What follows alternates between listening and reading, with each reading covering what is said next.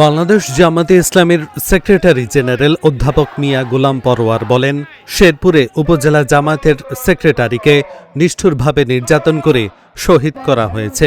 জাতীয় নির্বাচনের প্রচারণায় এই প্রথম জামায়াতে ইসলামীর কোনো নেতাকে হত্যা করা হয়েছে। যে নেতাকে বিএনপির সন্ত্রাসীরা নিষ্ঠুরভাবে হামলা করে হত্যা করেছে, ত্রয়োদশ জাতীয় নির্বাচনের প্রকাশ্য প্রচার অভিযানে এই প্রথম হত্যাকাণ্ডের বিচার এই সরকারকেই করতে হবে বলে তিনি মন্তব্য করেন। ৩০ জানুয়ারি শুক্রবার দুপুরে ব্রাহ্মণবাড়িয়া ৬ বাঞ্ছারামপুর আসনের জামায়াতে ইসলামী মনোনীত ও ১১ দলীয় নির্বাচনী ঐক্যজোট সমর্থিত সংসদ পদপ্রার্থী মোহাম্মদ মহসিনের সমর্থনে বাঞ্ছারামপুর বড়বাজার খেলার মাঠে নির্বাচনী জনসভায় প্রধান অতিথির বক্তব্যে তিনি এসব কথা বলেন।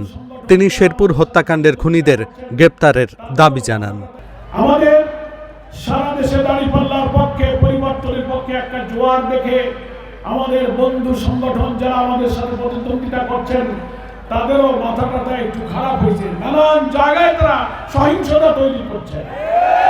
আমাদের মা বোনেরা যখন দাঁড়িপাল্লার কাজ করতে যাচ্ছেন তাদের মিটিংয়ে গণসংযোগে হামলা করা হচ্ছে। শেরপুরে আমাদের উপজেলা জামাতের সেক্রেটারি তাকে নিষ্ঠুরভাবে নির্যাতন করে শহীদ করা হয়েছে। জাতীয় নির্বাচনী প্রচারণার এই প্রথম বাংলাদেশে জামাত ইসলামীর এক নেতাকে শহীদ করা হয়েছে। তারা হুমকি দিচ্ছেন দাঁড়িপাল্লায় ভোট দিলে ভোট কেন্দ্রে যেতে দেব না, হিন্দুরা যেন দাঁড়িপাল্লায় ভোট না দেয়। তারা ৫ই আগস্টের পরিবর্তনের পরে বিভিন্ন দোকান পাটে, হাটের, বাজারে, বাস স্ট্যান্ডে, টেম্পু স্ট্যান্ডে তারা চাঁদাবাজি করেছে। আপনারা তো সাক্ষী, ৫ই আগস্টের পরে তো আর আওয়ামী লীগ ক্ষমতায় কর্তৃত্ব ছিল না।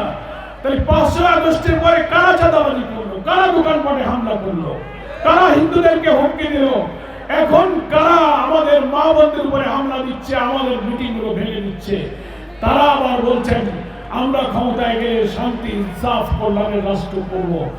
আমরা প্রশ্ন করতে চাই, যারা ক্ষমতায় যাওয়ার আগে ইউটিউব, সোশ্যাল মিডিয়াতে আমরা দেখতে পাচ্ছি বিএনপির কোন নেতা বক্তব্য দিচ্ছেন দাঁড়িপাল্লার কাজ করার জন্য কোন মহিলারা যদি কোনো বাড়িতে যায় বিএনপির লোকেরা তাদের কাপড় চোপড় খুলে দেবে। আপনারা দেখছেন না?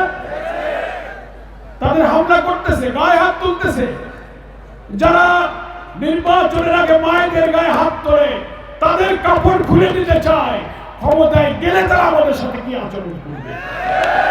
ক্ষমতায় যাওয়ার আগে যদি আমাদের নেতাদেরকে হত্যা করে, চাঁদাবাজি করে, তাহলে ক্ষমতায় গেলে তাদের কাছে আমাদের হিন্দু মুসলিম কারোর জানমাল নিরাপদ থাকবে না। ফলে নিরাপদ বাংলাদেশের জন্য দাঁড়িপাল্লাকে বিজয়ী করতে হবে। সবাই আমরা শেরপুরে আমাদের জামাত ইসলামী যে নেতাকে হত্যা করা হয়েছে, বিএনপির সন্ত্রাসীরা তার উপরে নিষ্ঠুরভাবে হামলা করে ত্রয়োদশ জাতীয় নির্বাচনের প্রকাশ্য প্রচার অভিযানের প্রথম হত্যাকাণ্ডের বিচার এই সরকারকে করতে হবে, খুনিদেরকে গ্রেফতার করতে হবে। আর যেন জামাত ইসলামী সহ কোনো দলের প্রার্থীদের উপরে হামলা করা না হয়, সেটা নিশ্চিত না করলে দেশ যদি সহিংস হয়ে ওঠে এই নির্বাচন নিরপেক্ষ হবে না, অবাধ হবে না। ভোট কেন্দ্রে তারা সন্ত্রাস করবে। এই অবৈধ অস্ত্রধারী সন্ত্রাসীদেরকে গ্রেফতার করে আগামী নির্বাচন 18 কোটি মানুষের এত রক্তের বিনিময়ে আমাদের প্রত্যাশিত নির্বাচনকে নিরপেক্ষ, অবাধ এবং সুষ্ঠু করার জন্য প্রধান নির্বাচন কমিশনার, প্রধান উপদেষ্টা, আইন শৃঙ্খলা দায়িত্বে যারা আছেন তাদের সকলের কাছে আমি অনুরোধ জানিয়ে আপনাদের সকলকে আবারও